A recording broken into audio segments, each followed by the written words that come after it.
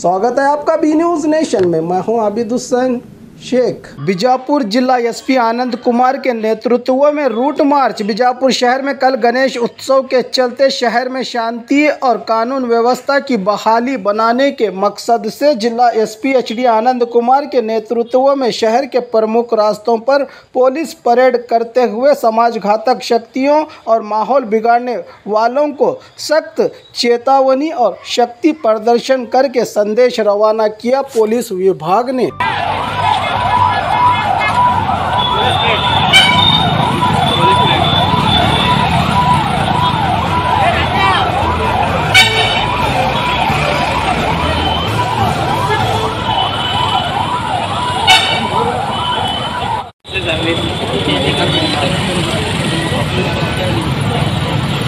last